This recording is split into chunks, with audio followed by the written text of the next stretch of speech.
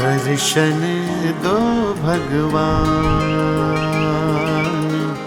दर्शन दो भगवान। हे परमेश्वर अंतर्यामी, हे प्रभु कृपा निधान। दर्शन दो भगवान।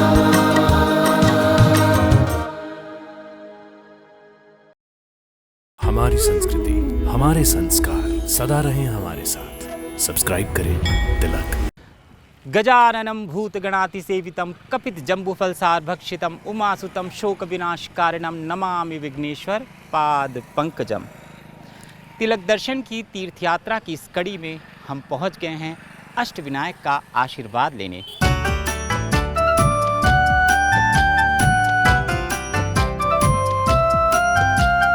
सह्याद्री पर्वत श्रृंखला की गोद में कुकेश्वर जलाशय के समीप विराजमान हैं गिरिजात्मज गणपति, जो अष्टविनायक मंदिरों में छठवां पवित्र तीर्थ है।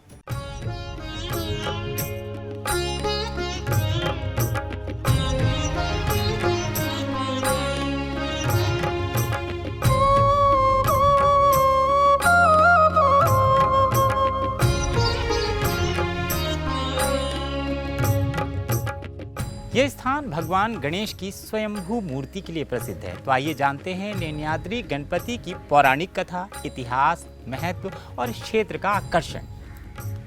श्री गिरिजात्मज लेण्याद्री गणपति एक ऐसे गणेश भगवान जो हजारों वर्ष प्राचीन गुफाओं के मध्य विराजमान हैं। तो सबसे पहले समझते हैं भगवान के नाम श्री गिरिजात्मज लेण्याद्री गणपति को, और इसी नाम से जुड़ी है यहाँ की पौराणिक कथा। माता पार्वती का एक नाम देवी गिरिजा है, तभी तो देवी गिरिजा से उत्पन्न पुत्र गणेश को गिरिजात्मज कहा गया। मराठी भाषा में पर्वतों में उकेरी गुफाओं की श्रृंखला को लेणी कहते हैं और पहाड़ को आद्री। इस तरह इस स्थान को लेण्याद्री कहा जाता है। पौराणिक कथा के अनुसार जब महान पांडव अपने 13वें वर्ष के अज्ञातवास में थे, तब उन्होंने इन विशाल गुफाओं का निर्माण केवल एक रात में किया था। यहाँ 28 गुफाएं हैं जो पूर्व से पश्चिम तक फैली हुई हैं।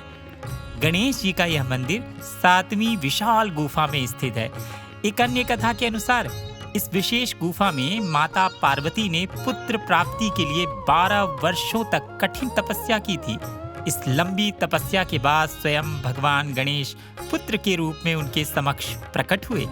इसलिए यह एकमात्र अष्टविनायक मंदिर है जहां गणपति बाल रूप में हैं। छठे विनायक श्री गिरिजात्मज की जय हो, जय हो।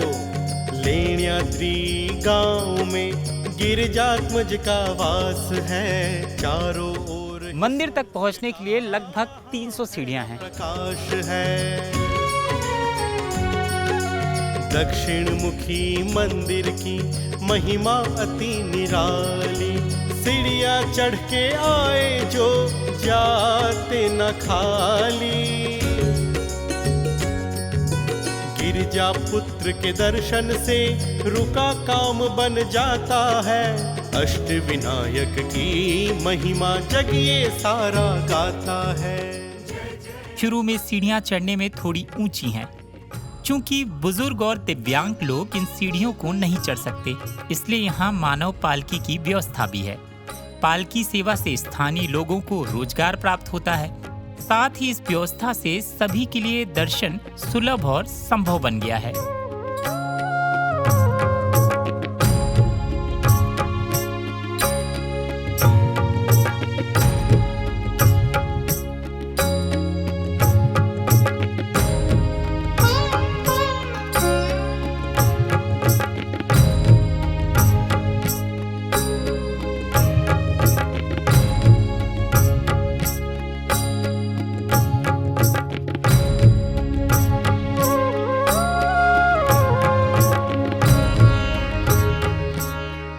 गिरिजात्मज गणपति की मूर्ति स्वयंभू है।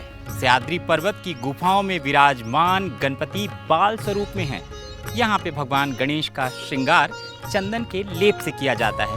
इन्हीं गुफाओं में माँ पार्वती ने वर्षों तप किया था। अष्टविनायक की महिमा जग ये सारा गाता है। इनके दर्शन लाभ से इच्छित फल मिल जाता है। सच्चे मन मंदिर से दक्षिण मुखी है। भगवान गणेश की मूर्ति की आंखें रत्नों से सुसज्जित हैं और उनकी सूंड बाईं ओर है। जिस गुफा में गणेश भगवान का मंदिर है वह सभा मंडप जैसा 60 फीट चौड़ा है। इस सभा मंडप की विशेषता यह है कि इसमें किसी भी स्तंभ का सहारा नहीं है। यह एक बहुत बड़े कमरे के रूप में है। चौकोर गोलाकार सभा मंडप में ठीक 18 छोटे छोटे कमरे हैं। बताया जाता है कि इन कमरों में साधु संत तपस्या करते थे। 6वीं और 14वीं गुफाओं में बुद्ध स्तंभ हैं, जिन्हें आमतौर पर बौद्ध स्तूप के नाम से जाना जाता है। इन गुफाओं का आंतरिक हिस्सा गोलार्ध के आकार में बनाया गया है, जिसके कारण यहाँ आवाज गूंजती है। इसलिए इन स्तूपों को गोल घुमट भी कहा जाता है। गुफाओं में स्तूपों के साथ साथ नक्काशीदार स्तंभ भी हैं। इनके पावन दर्शन से उद्धार सबका होता है। अष्टविनायक की महिमा जग ये सारा गाता है। जय जय अष्टविनायक। गणेश पुराण में भगवान गणेश को प्रकृति का रक्षक वर्णित किया गया है और यहाँ की प्राकृतिक सौंदर्यता और आध्यात्मिक ऊर्जा इस बात को चरितार्थ करती है। जैसे ही मंदिर की चढ़ाई शुरू होती है, प्रकृति की सुंदरता और ऊंचाई से दिखाई देते मनोरम दृश्य मन मोह लेते हैं। शीतल हवाएं थकान को छू मंतर कर देती हैं। प्राकृतिक और आध्यात्मिक ऊर्जा से ओतप्रोत यहाँ का दिव्य वातावरण मन और आत्मा को प्रसन्न कर देता है। मंदिर की चढ़ाई चढ़ते हुए बंदरों का आपसी प्रेम, वात्सल्य और उनकी शरारतों के दृश्य हमेशा के लिए अंतर्मन में बस जाते हैं। भगवान गणेश से पहले आप भी वानर स्वरूप इन दिव्य आत्माओं के मन को लुभा देने वाले दर्शन कर लीजिए।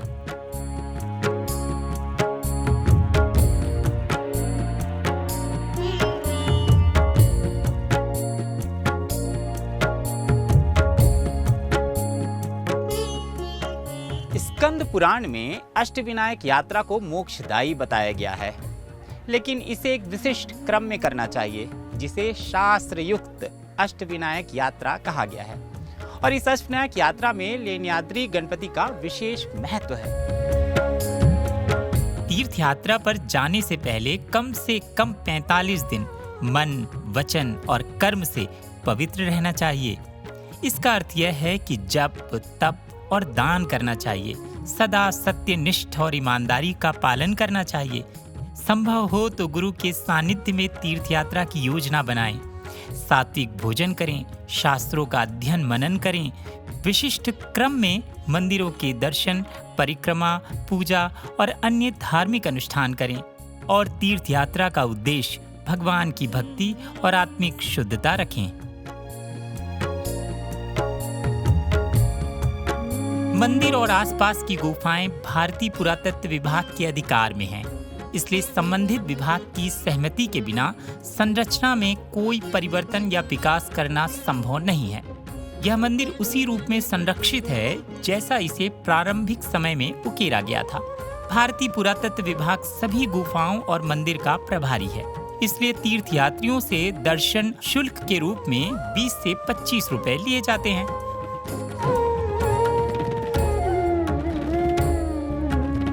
पहाड़ की तलहटी में पूजा, भोग और मंदिर के प्रतीक चिन्हों की सामग्री का छोटा सा लेकिन बहुत सुंदर बाजार है। यहीं पर खाने पीने की वस्तुओं की भी सीमित दुकानें हैं। विशेष बात यह है कि इस मंदिर का संपूर्ण परिसर, सीढ़ियां, बाजार और पूरा वातावरण बहुत ही साफ सुथरा है।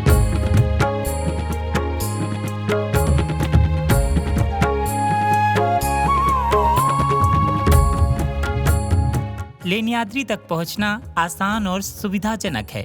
सड़क, रेलवे और हवाई मार्ग सभी अच्छी तरह से जुड़े हुए हैं। पुणे से लगभग 100 किलोमीटर और जुन्नर से 5 किलोमीटर की दूरी पर होने के कारण यह मंदिर किसी भी मार्ग से आसानी से पहुंचा जा सकता है। मोर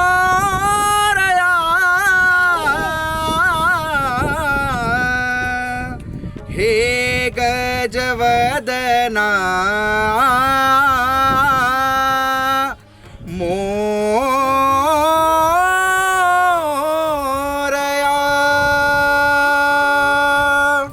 छठ में अष्टविनायक के दर्शन के साथ ही हमें इस रमणीय स्थल को देखने का अवसर प्राप्त हुआ।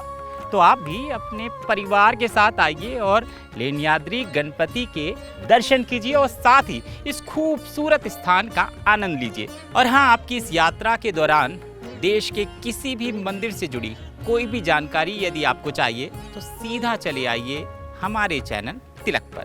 गणपति बप्पा मौर्य।